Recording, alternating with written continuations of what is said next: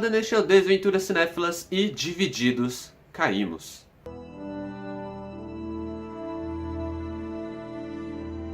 Capitão América Guerra Civil, ou Captain America Civil War, é dirigido pelo Joey e o Anthony Russo e estrelado pelo Chris Evans, Robert Downey Jr., Scarlett Johansson, Elizabeth Olsen, Paul Bettany, Don Cheadle, Anthony Mackie, Chadwick Boseman, Paul Rudd, Tom Holland e Sebastian Stan.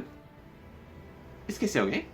Jeremy Renner, Gavigot. Após os eventos de Era de Ultron, o governo decide intervir nas atividades super-heróicas, o que coloca Steve Rogers, o Capitão América, e Tony Stark, o Homem de Ferro, em um crescente conflito. Tudo isso enquanto o inimigo atua nas sombras, decidido a acabar de vez com os Vingadores. Os diretores Anthony, Joey e Russo eles retornam, né, já dirigiram Soldado Invernal e agora eles retornam para finalizar a trilogia do Sentinela da Liberdade em grande estilo, adaptando um dos melhores arcos da Marvel. É claro que Guerra Civil é um arco muito incrível e muito grandioso nos quadrinhos, algo que seria impossível de trazer para as telas da mesma forma, mas mesmo assim os diretores conseguem fazer um trabalho muito efetivo ao criar uma trama bem original, colocando ali, por exemplo, o Acordo de Sokovia no lugar do Registro de Super-Humanos. O mais importante é que eles conseguem colocar o mesmo cerne da HQ no filme e a gente sente o embate das duas facções super-heróicas. Aliás, um dos grandes acertos de Guerra Civil, na minha opinião, é o fato deles gastarem bastante tempo colocando ali os personagens menores, né, coadjuvantes, em posições de escolher, de mostrar por que eles estão escolhendo cada um daqueles lados, né, eles discutindo toda a questão, toda a consequência do governo intervir nos heróis. Então personagens que são coadjuvantes em outros filmes, como por exemplo o Rhodes, Máquina de Combate, e a Wanda, Feiticeira Escarlate, que conseguem ali bastante tempo para desenvolver as suas motivações. Eu acho isso muito interessante e um dos grandes acertos do filme. E o mesmo pode ser dito de personagens como o Gavião Arqueiro e o Homem-Formiga, né, que são introduzidos rapidamente no filme, mas de forma bastante eficaz. O Soldado Invernal, que tem uma participação muito importante neste filme, afinal de contas, o filme, né, o segundo filme do Capitão, terminou com aquele gancho muito legal do Capitão América e do Falcão indo atrás, tentando buscar, encontrar o Bucky, e aqui ele tinha que estar ali no centro da história, e é justamente a sua participação que faz com que o filme siga caminhos diferentes da história em quadrinhos. Aqui ela tem uma história também muito interessante, porque em vez de ser simplesmente os dois lados um contra o outro, que já é muito legal de acompanhar, o filme ganha proporções diferentes quando o Capitão América se vê em uma corrida contra o tempo para lidar com uma ameaça iminente muito maior. Essa dinâmica de um lado não tá querendo exatamente o conflito, e sim resolver uma missão, né? O Capitão ele reúne um grupinho dele de Vingadores, mas não para bater o Homem de Ferro, e sim para conseguir resolver essa missão. Enquanto o Homem de Ferro tá tentando conter o Capitão América para que ele foque no problema relativo ao governo, relativo ao Acordo de Sokovia. Essa dinâmica no filme eu acho ela muito interessante porque ela permite que a história ela se desenvolva de uma forma que ela não necessita ser tão grandiosa quanto os quadrinhos, já que era impossível ela ser tão grandiosa quanto nos quadrinhos. E essa ameaça maior ela vem na forma do Zemo, que aqui é um vilão transformado ali num João Ninguém de Sokovia. Infelizmente, o Barão Zemo é um dos vilões clássicos assim do Capitão América. E aqui a gente vê uma fagulha disso, sabe? É um personagem interessante até, que tem uma motivação básica, ele quer vingança, e ele explica seus motivos no filme, que são até convincentes. Mas o maior problema é o seu plano infalível, que é um plano tão cheio de coincidências e furos de roteiro, que só funciona mesmo porque o filme tinha que seguir por este caminho, e diversas vezes abusa da suspensão de descrença do espectador. Pra mim, o maior problema do filme não é nem o humor, né, nem a falta de personagens, e sim o fato deles enfiarem um vilão que, pra começo de conversa, era completamente desnecessário nessa história, que já tinha um peso suficiente pra não ter vilão. E vamos ser sensatos, são 12 heróis, são 6 heróis de um lado, 6 heróis do outro, já tinha muita coisa pra ser desenvolvida, então eu acho que eles poderiam ter se dado essa liberdade criativa de tirar o Zemo, limar essa parte da história, ou simplesmente tirar o nome Zemo, né, porque o cara é um João Ninguém. Qualquer João Ninguém de Sokovia poderia fazer esse plano e atuar igual, e o fato deles tirarem o nome do vilão já ajudaria, né. A galera reclama do Mandarim, eu não vejo ninguém reclamando tanto do Zemo, mas é a mesma pegada.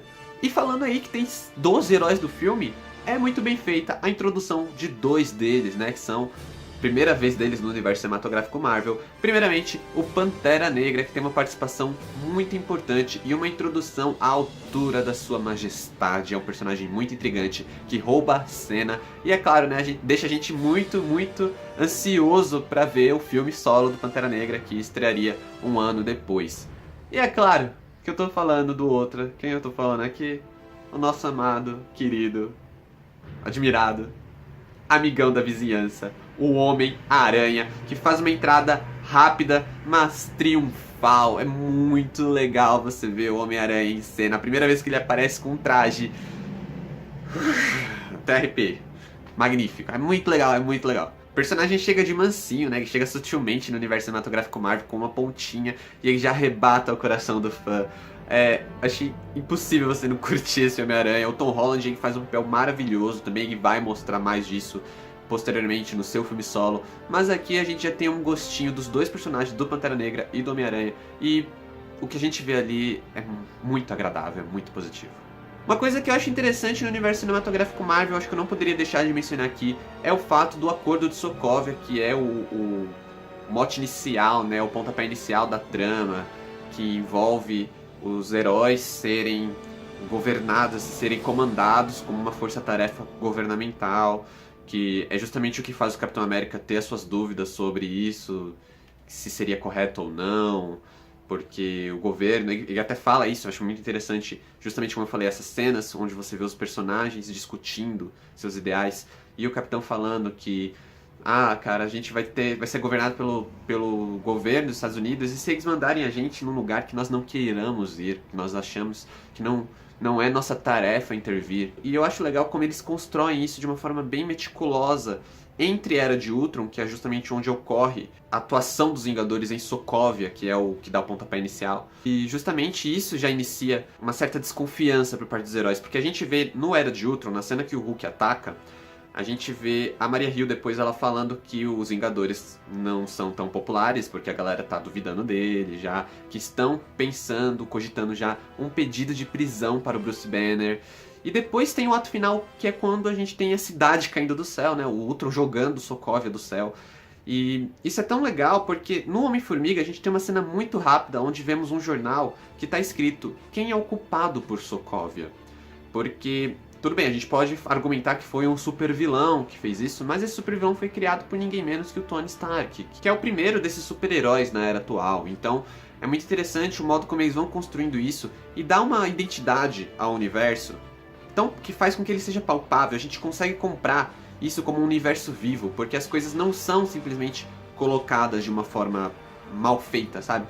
É realmente um desenvolvimento muito meticuloso. É um detalhezinho no Homem-Formiga que poucas pessoas vão ver, a maioria não vê mesmo, porque é uma coisa muito rápida. Se você não parar pra prestar atenção, ou não ficar lendo, procurando easter egg no filme, você não vai enxergar. Só que quando você vê, isso dá uma credibilidade muito legal, porque o começo do filme é justamente onde ocorre um erro numa atuação dos Vingadores, que é a gota d'água, que é justamente até quando o Wakanda intervém, né, que o rei de Wakanda, o T'Challa, eles aparecem por causa disso. E tem todo o envolvimento da ONU também, é legal ver o Rhodes falando. A gente não tá falando de um governo, a gente não tá falando da SHIELD, a gente tá falando da ONU, sabe? São pequenos detalhes, acho que são pequenos importantes detalhes que fazem com que esse universo tenha uma vida própria. Isso que é um diferencial do MCU, na minha opinião. Os irmãos Russo, eles continuam aqui também com suas maravilhosas cenas de ação, algo que eu já elogiei em O Soldado Invernal e eu torno a elogiar aqui. A sequência inicial dos Vingadores lutando e caçando ossos cruzados é muito legal, a gente vê eles atuando de uma forma assim bem pé no chão ali, correndo e lidando com caminhões e pessoas tipo numa feira. E é claro, né, o embate dos heróis, que eu acho incrível, é justamente onde eu falo que o filme não precisava e até fosse desvalorizado se a gente tivesse 50 heróis de cada lado, porque cada personagem tem uma identidade própria e personalidade e poderes próprios. E a cena do aeroporto, que é onde a gente vê o único embate, realmente a única coisa que é próximo de uma guerra civil, é onde a gente vê os heróis atuando de uma forma bem única, cada um deles. Então a gente vê o Gavião Arqueiro lutando à sua maneira, o Homem-Formiga lutando à sua maneira, o Homem-Aranha lutando à sua maneira. E isso combinando, assim, é muito legal o foco que os irmãos Russo conseguem dar a cada um desses personagens, estabelecendo eles de uma forma que a ação não fique confusa. Você consegue ver 12 personagens em tela, basicamente são 6 lutas simultâneas, porque cada um são lutas 1 a 1, né? E você não se perde na ação. Acho que é uma coisa muito diferencial dos irmãos Russo, porque alguns diretores têm dificuldade de lidar com cenas de ação nesse porte, e aqui ela é feita de uma forma bem clara. E eu não podia deixar de destacar também o embate final entre o Homem de Ferro e o Capitão América e o Soldado Invernal, né? O Soldado Invernal e o Capitão América versus o Homem de Ferro, que é um embate maravilhoso também. A gente vê os 3 personagens lidando de uma forma, tanto o Homem de Ferro ali com sangue nos olhos, né? Ele quer a todo custo matar o Bucky, e o Bucky tentando se defender e tentando fugir, o Capitão América tentando ali apartar a briga, e não tá realmente contra o Homem de Ferro, ele tá só tentando apartar a briga, e a partir de um momento ele começa a lutar mais sério. É um embate muito legal, é muito, muito belo você ver a cena onde o Capitão segura o escudo, o Homem de Ferro ataca, como nos quadrinhos. São justamente essas questões tão legais, esses pequenos detalhes que engrandecem a obra, que fazem com que o filme funcione,